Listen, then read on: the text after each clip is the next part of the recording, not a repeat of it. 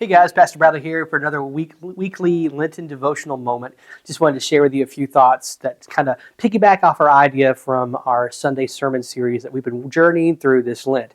This Lent, we've been looking through the idea of wandering through the wilderness and what it means to focus on Jesus in this time in the midst of the wilderness. We've talked about each week how being in this day of age and everyday life can sometimes feel like we're in the wilderness. And this week we continue our reading through the Gospel of Matthew. Hear these words of Scripture. Matthew chapter 4 says, "Then Jesus was led by the Spirit into the wilderness to be tempted by the devil. And he fasted for 40 days and 40 nights, and afterwards he was famished.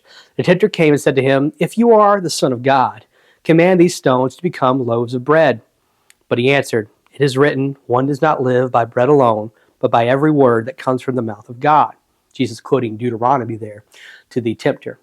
Jesus spends this days of 40 days, 40 nights in fasting and preparing for this upcoming journey, this life for him, a life of ministry for the next 3 years, and then ultimately what we celebrate as Easter. But in the midst of this period, the devil, or that sometimes translated as the tempter or Satan, is giving this idea of Jesus, and sometimes it's portrayed as a testing. Other times we might understand it as more like the devil saying, "Since you are the Son of God, make these stones into bread." Because obviously the human side of Jesus, as of anybody right in this moment, would be hungry. I shared with this morning from the pulpit that I can't imagine how some people go through these fasting diets. I, being a bigger guy like I am, it's hard to imagine missing lunch, much more not eating for 40 days. But Jesus then does this as a way of preparing and focusing on God. I wonder sometimes in our life, what are some things that kind of get in the way of preparing our focus, or what gets in the way of our focuses every day? What holds that certain special place in our life? I want to share with you one of the special places of my life, which is here in my office at the church. I have this wall of degrees that, hey, don't get me wrong, I'm very proud of, paid lots of money for, did lots of work, and wrote lots of papers. I sat through some wonderful classes, heard some great teachings from doctors, read some amazing books, and made some long-lasting connections that really are life-giving. Yet, I admit, from time to time, especially in the recent years where I've got that wonderful title of doctor, I put a little bit of value in these things more than maybe they should.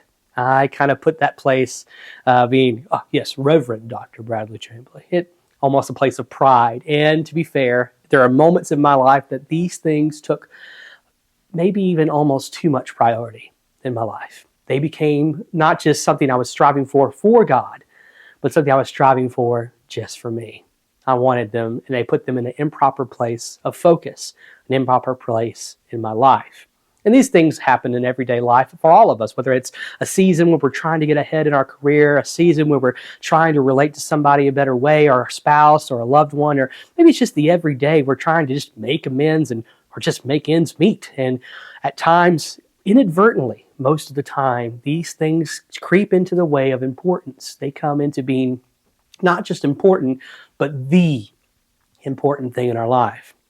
During this Lenten season, it is a task for us as Christians to call on God and to lean into God and to draw close to God, preparing our hearts for the new way every day of how we might could follow Jesus. Most people do this time by fasting or by repenting or by a time of just dedicated prayer or scripture reading. Whatever your practices are, these practices are not just simply something we do each Lent because, well, that's what you do in Lent. They're things we do to help us draw closer to God, draw closer to Christ. And at times that means putting these important things of our life where they're supposed to be, and putting Christ, or allowing Christ in that place of importance of our heart, of our life, where he's meant to be, where things work best if he is. This Lenten season, this time in the wilderness, we're tasked with finding in our own lives, what's that thing I've kind of let get in the way? Or what have I really put, a good thing for it, whatever it is, what have I put in that place that really shouldn't be there? Why is Christ not the full center of my heart? I hope you're doing well this Lenten season, and I hope that in this Lenten season you can draw close to the Father, knowing that he is with you every step of the way. We'd love to have you join us on our Lenten lunches each Wednesday at 11:30. If nothing else, folks, I'm praying for you and I love you. If you anything I can do for you, I'm here for you. Love you. God bless.